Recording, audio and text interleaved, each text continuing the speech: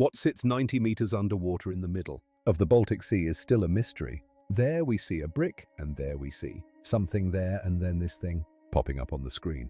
What if the most terrifying discovery on Earth wasn't found in space, but lying silently at the bottom of our own ocean? Right now, beneath the freezing waters of the Baltic Sea, nearly 300 feet below the surface, something impossible is resting on the seafloor perfectly, still perfectly hidden, and according to the latest advanced AI scans, it may be far more disturbing than anyone imagined.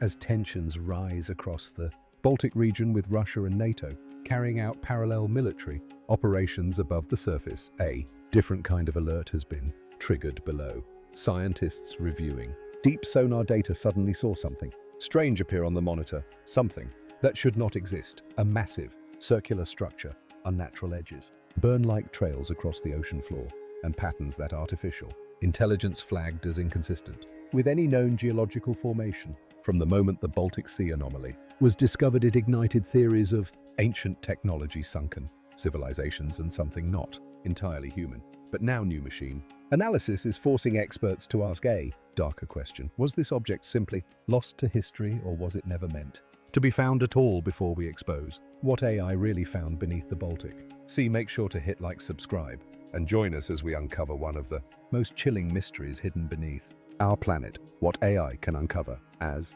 interest in the Baltic Sea Anomaly continues to grow, new questions have surfaced about what modern technology might reveal, especially when it's not filtered through human perception. In recent years, online speculation has emerged around the idea that AI-assisted tools have been used to reanalyze sonar data of the anomaly.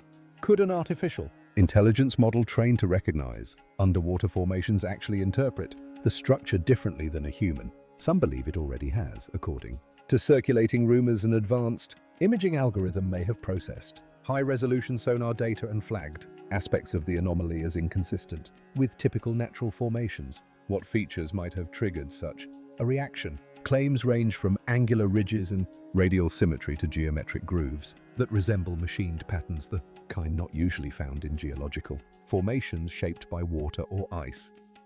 One particularly persistent detail involves a shallow circular depression at the center of the anomaly, said to resemble a sealed hatch or port. Could that be coincidence, or is it a feature with real structure and intention behind it? Some claim the algorithm made connections between this and blueprints of known marine vehicles or submerged infrastructure, identifying similarities with panel seams, vent shapes, or pressure hatches, but without public data or confirmed sources. It all remains speculation. Another discussion point involves subtle thermal variations. Reports have surfaced online suggesting that AI thermal mapping might have detected faint heat gradients around the object, slight but enough to raise questions.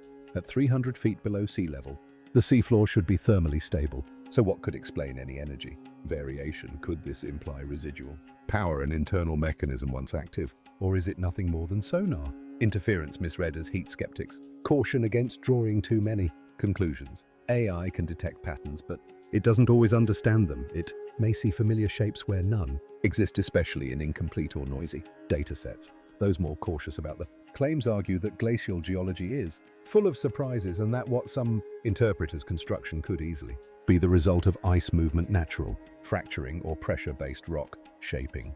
But others argue that this is exactly why AI matters in the discussion. It doesn't suffer from pareidolia, the human tendency to see familiar forms in randomness. If a pattern recognition system trained on thousands of shipwrecks, natural reefs, and seafloor anomalies can't classify this object confidently, what does that suggest? Of course, many of these claims haven't been verified. It's unclear who ran the AI scans, what data they used, or what tools were involved. There's no way to confirm if any such analysis has taken place beyond scattered reports and anonymous commentary in niche forums. But that ambiguity only adds to the mystique, because if this analysis happened quietly, what else might have been discovered? Is the anomaly simply a bizarre quirk of nature, a unique glacial formation shaped just right to confuse sonar and diver alike, or is it something more deliberate, something designed?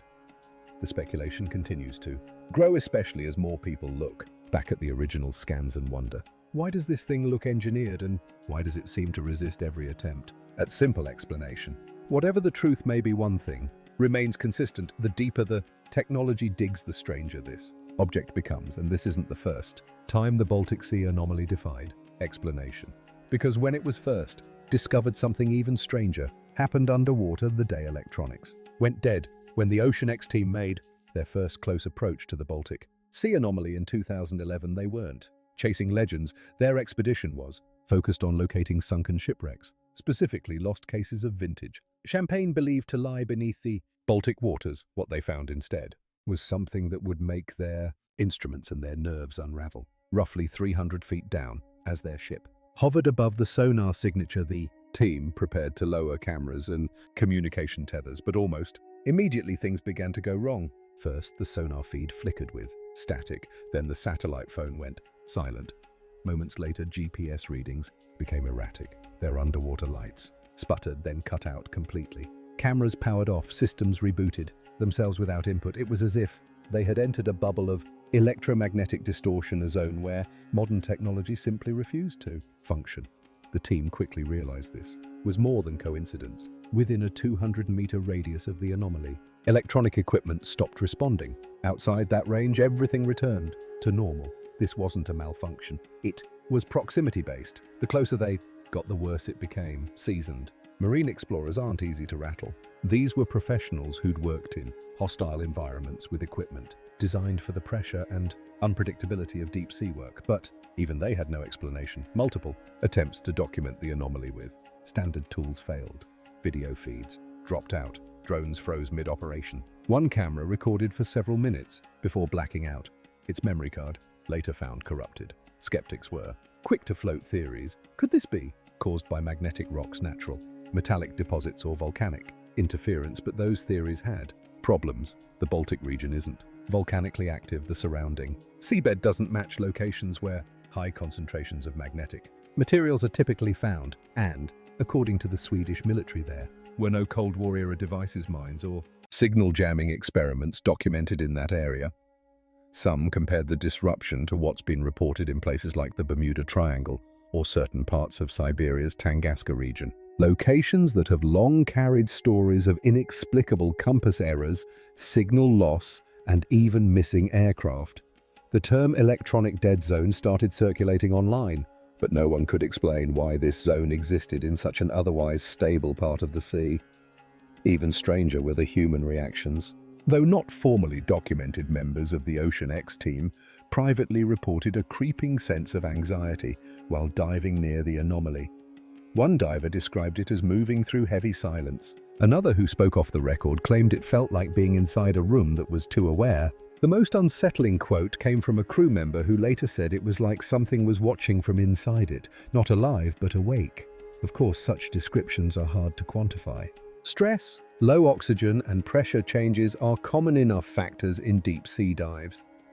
But when paired with electronic failure, directional interference, and repeated equipment breakdowns, the story takes on a more disturbing edge. None of the dive footage from the first mission was ever released in full. The few images that made it to the public showed blurred shapes, darkened ridges, and murky water. But those technical difficulties weren't due to poor planning. They were caused by something no one could explain. The interference didn't just scramble technology, it scrambled the narrative.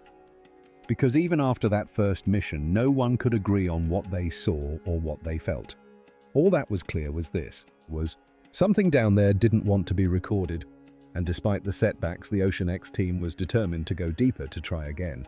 They weren't done with the anomaly, but strange signals and broken gear were just the beginning. Because the anomaly didn't just look strange, it looked engineered, shapes that shouldn't exist underwater. It doesn't look like it belongs on the ocean floor.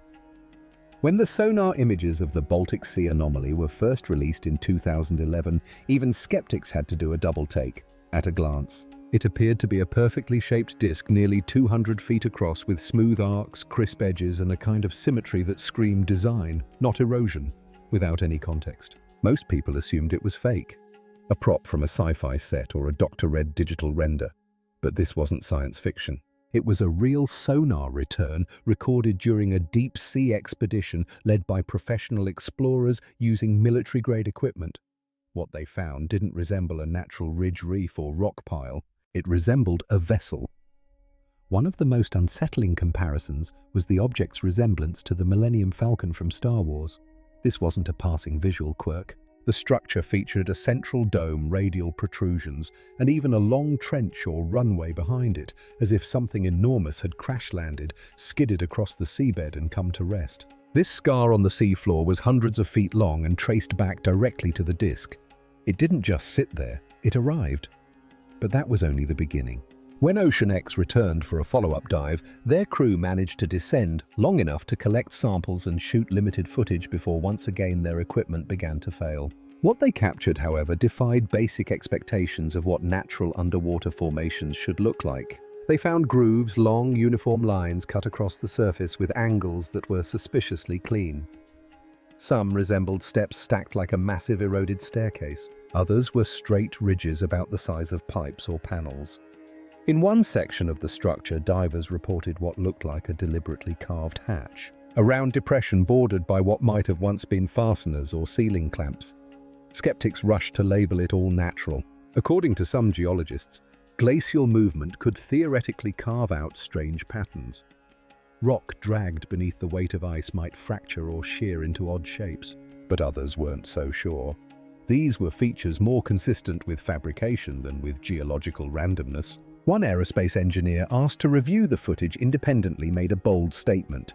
"It doesn't look like it eroded over time, it looks like it survived something."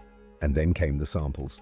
Among them were pieces of blackened basalt, which is typically formed by volcanic activity. But this basalt was different. It showed signs of thermal fusion, melted and then cooled in a way that suggested exposure to extreme heat. Embedded inside one sample were traces of a metallic substance not native to the surrounding seabed. The Ocean X team described the fragment as unnatural in composition and suspected it was part of a larger metallic frame or component. There's no volcanic history in that part of the Baltic. No underwater vents, no lava tubes. And yet here was a scorched material fused with metal lying within a disc-shaped formation at the end of what looked like a crash trail. If this wasn't part of a ship, then what was it? Geologists pushed back. They said unusual formations can happen. They said it's all within the realm of possibility.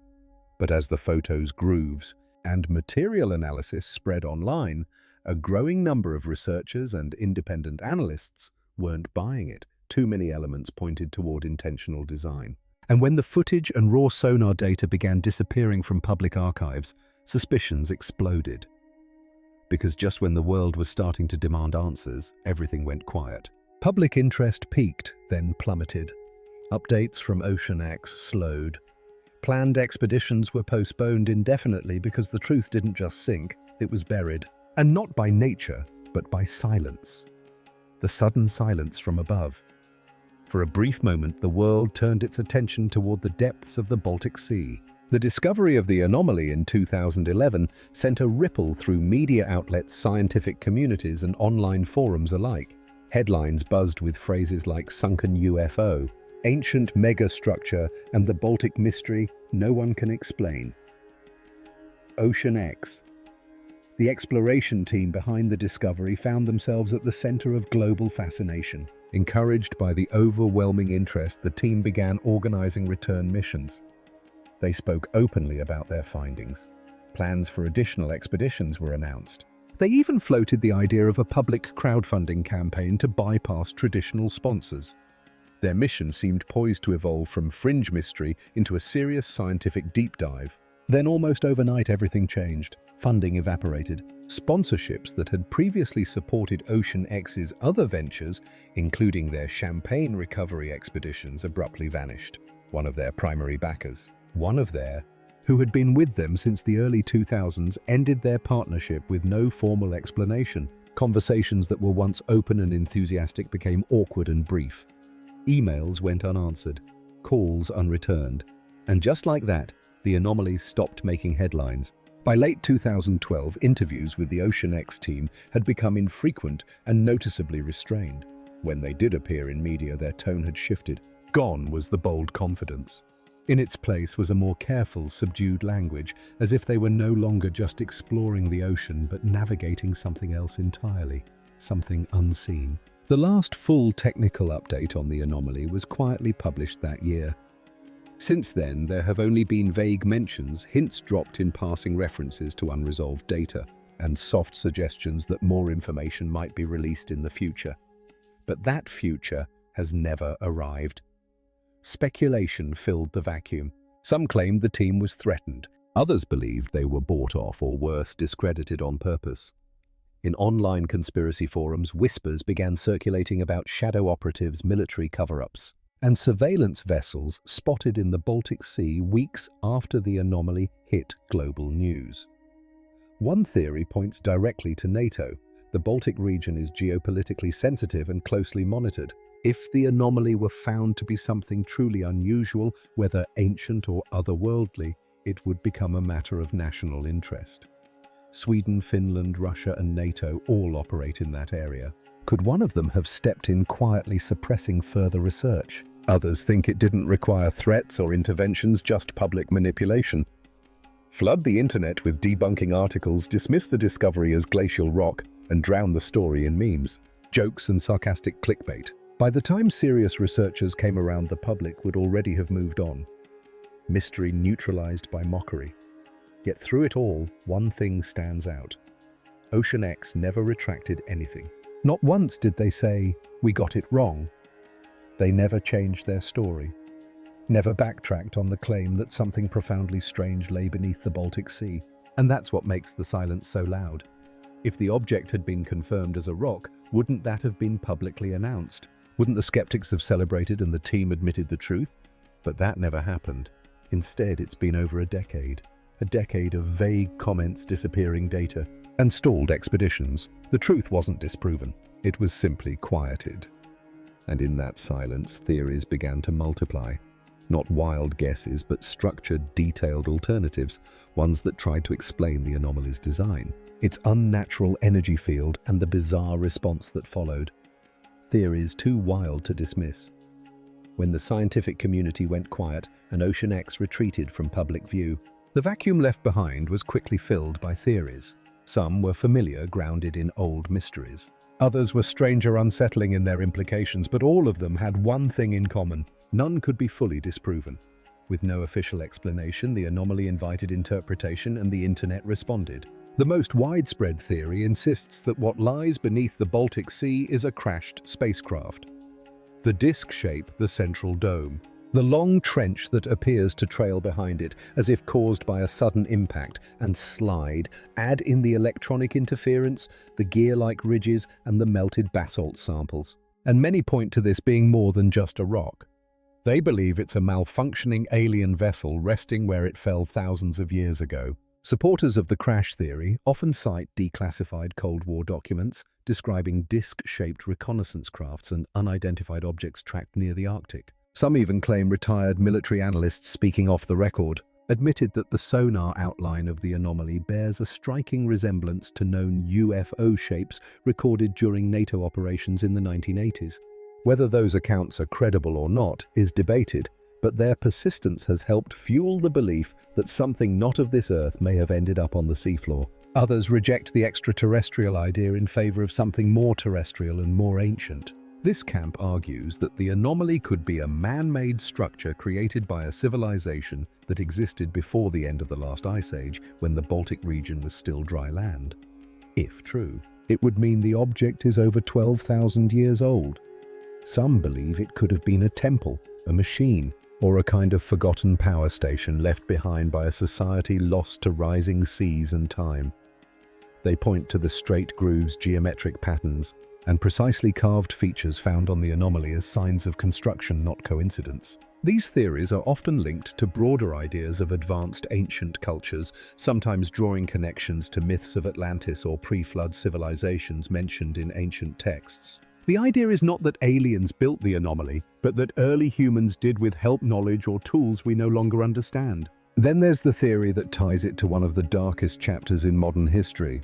During World War II, the Baltic Sea was a heavily militarized zone used by Nazi Germany for experimental projects including rumored tests of advanced propulsion and underwater technology. Some believe the anomaly may be a relic of one such project, an abandoned base, a test platform, or even a failed weapon lost to history. While no official records mention anything that matches the anomaly, Its location, shape, and electromagnetic anomalies fit closely with known goals of Nazi engineering at the time. But that theory runs into its own problems.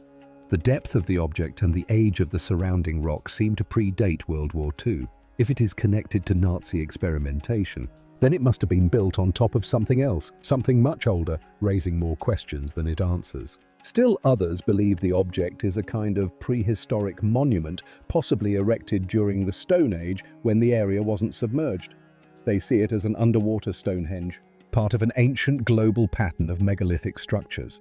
But again, that doesn't explain the fused metal found in the basalt samples or the apparent scorched surfaces who in the Stone Age had access to extreme heat metalwork or advanced geometry. In the end, no single theory fits all the facts, and that's what keeps the anomaly alive in the public's imagination. Every possibility opens a door into something larger, be it alien, ancient, secret, or sacred.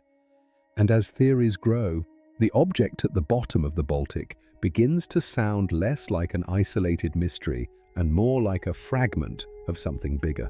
Myths, gateways, and ancient warnings. Not every mystery begins with science. Some begin with stories. Ancient whispers passed through generations, surviving long before sonar scans or artificial intelligence existed. And when those old myths begin to resemble modern discoveries, the question becomes impossible to ignore. What if they were never myths at all? Across civilizations separated by oceans and centuries, the same strange patterns appear. Sky gods descending from above, burning discs falling into the sea. Powerful beings leaving behind strange machines and sacred places no one could explain. These stories come from tribes with no contact, yet they describe nearly identical events. In the Baltic region, Norse legends tell of fiery star vessels crashing into the northern waters, vanishing beneath violent storms and leaving behind unnatural whirlpools. Some sagas describe glowing discs falling like suns and sinking near islands that still exist today.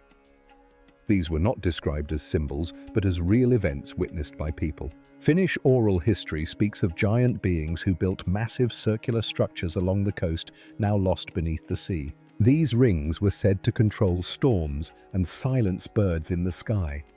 Strange poetic language perhaps, but also oddly specific. Even ancient Sumerian texts describe the Anunnaki, sky beings arriving in flying discs and retreating into the oceans after ruling the earth. They were written not as gods of fantasy, but as powerful visitors with purpose and technology. Now, with AI confirming that the Baltic Sea Anomaly does not match any known natural formation, those ancient warnings feel less like legend and more like memory. If similar submerged structures near Japan, Cuba, and even beneath Arctic ice are connected, then this anomaly may not be isolated. It may be part of something much older. And the most terrifying thought of all,